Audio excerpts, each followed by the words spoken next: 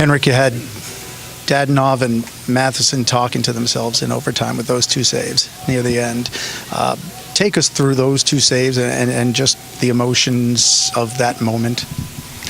Well, I felt like going into overtime, it was just, we need this extra point no matter what. Have to battle, and you know, the game, I thought we played really well.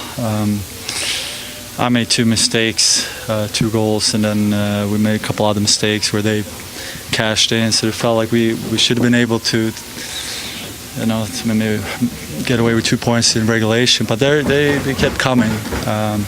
So going into overtime, it was just battle mode, and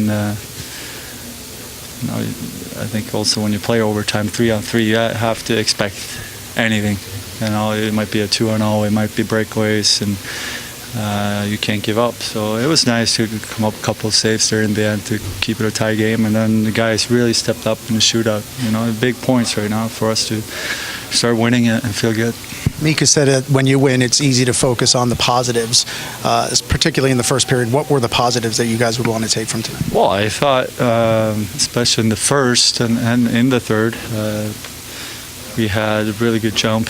We're skating really well, a little more physical.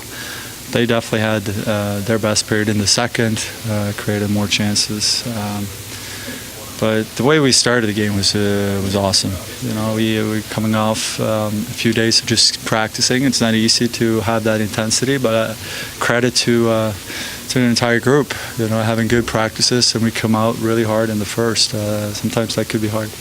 You said a couple of mistakes. Were you just stunned that the puck, Yandel's shot, made its way through? I mean, it looked like the replay. My pad just bent, and then on the second, he just missed his shot. So sometimes as a goalie, you go for the first shot, and then you kind of, that motion keeps you moving, and then kept going. And it's a little annoying. You know, for a month here, I've been working on these new pads. I just finally decided to switch to new pads, and this is what happens. So this was your first game with them? Yeah, so we'll see. We might go back to the old pads for next game, to be honest.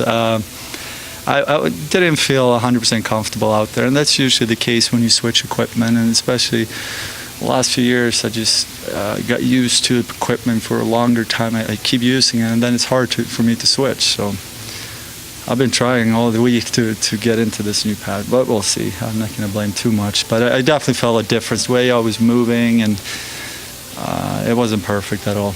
You guys have had success when the dads are around. How special is it for you to have your dad with you on this trip? You know, it's great.